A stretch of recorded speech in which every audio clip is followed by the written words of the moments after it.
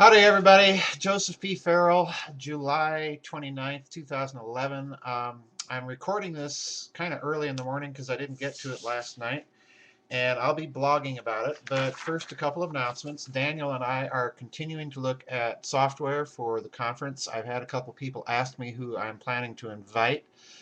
I'm not letting that information out to this first conference yet because we're still kind of in the planning stages. The second announcement is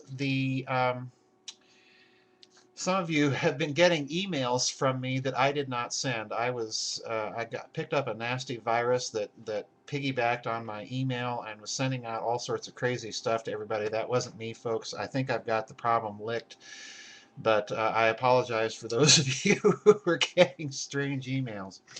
Anyway, I'm blogging about this. This is an article that was sent to me by Mr. Gregory Parent, and thank you, Gregory, for bringing this to my attention because I want to talk about this, and I'll be blogging about it tomorrow. I'll put the link up in the blog tomorrow. But anyway, this article is from Newsweek. It's also the Daily Beast, and the headline is Egypt's Simmering Rage. An exclusive Newsweek Daily Beast poll of Egyptian voters portends the Muslim Brotherhood influence and trouble for the West with fall's elections approaching. And basically, this article makes 2 points, and I want to get into what they are. First of all, the Muslim Brotherhood is poised, according to the polls taken in Egypt, to win their parliamentary elections coming up this fall. And one of the things that their party leader, Amar Musa, has been saying is criticizing the Camp David Accords. And if you don't remember what those were negotiated by President Carter with Anwar Sadat way back in the late 1970s. And they've basically been the basis of the peace that's been reigning in that area between Israel and Egypt. So in other words, Egypt may be pulling away from those Camp David Accords, and we're going to see a return to increased tension. The other thing that emerges because of that is toward the tail end of this article. One of the things that it points out is that Turkey's influence within the region is growing because Turkey was an early supporter of this Egyptian revolution. Now, I want to comment about what all this means, and again, I'll be blogging about this tomorrow. But I want to comment about what all this means, at least from my historical perspective. There's been a lot of people out there that have been kind of putting out the line that the revolutions in the Middle East were somehow good. And to a certain extent they were, because these are people that are essentially throwing off the influence of the Western elite, and that's a very important point. But the Muslim Brotherhood is a different story. I want to bring to your attention a book. If you haven't read this book, do so. This is a great book. It's called America's Nazi Secret by a researcher by the name of John Loftus, who used to be an attorney with the U.S. Department of Justice.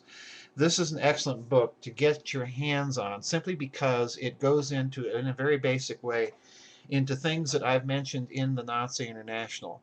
And that is that if you look back at the founding of the Muslim Brotherhood, it's tied to the Wahhabist movement that gave birth to Saudi Arabia. In other words, it has ties to radical Islam. Those ties, in turn, historically, couple to two things, and it's very important to remember what these are. As far as the Wahhabis go, they tie to the Anglo-American banksters in London and New York who financed the House of Saud via this kind of militarized and radicalized version of Islam and helped the House of Saud into power. All right. After the House of Saud came into power, they, of course, signed the deal with Aramco and created the Arab American Oil Company. In other words, the company that basically is sort of the holding company for the large Western oil companies. So, in other words, you have three connections now: the Wahhabis, the Western bankers, and the House of Saud. All right. After the House of Saud took over in Saudi Arabia, they turned against the Wahhabis and they fled the country and went where? Egypt.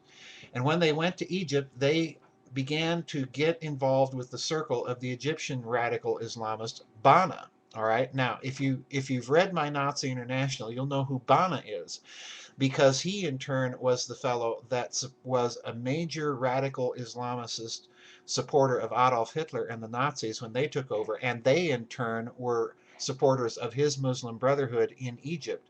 And in fact, to such an extent that there was an intelligence connection that was never really severed, so that when you saw the American and British, pardon me, the American attempt to overthrow King Farouk in 1954 in Egypt, which was successful, it was largely done by means of this Islamic Brotherhood support, the quiet and continuing funding that went on with the Nazis. So in other words, what I'm saying is, with this Muslim Brotherhood, we have to be very careful, because the historical ties, what we are really dealing with here, is kind of a Nazified version of radical Islam.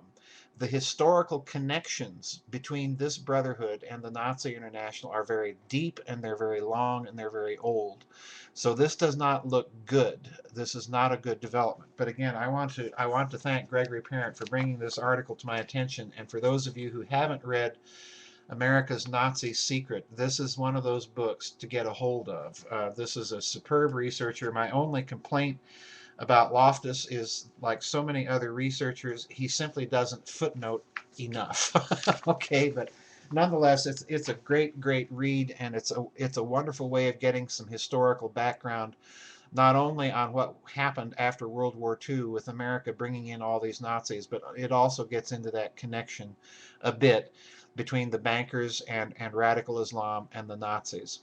I think by now the connection between radical Islam and the Western bankers has been pretty well severed. I think this is really what we're looking at, not only with Egypt, but with Libya and so on and so forth, is any attempt to break out of the Western dominance is leading to these military actions. So my take is a bit different on this than most people's, because I don't see a lot of these revolutions going on in the Middle East as necessarily good things, or as necessarily being all that spontaneous. So that puts me at odds with a lot of people. Anyway, I'll probably be back maybe a little later this week with some other updates and so on and so forth. Kind of keep the dial right here, and I'll see everybody on the flip side. God bless everybody.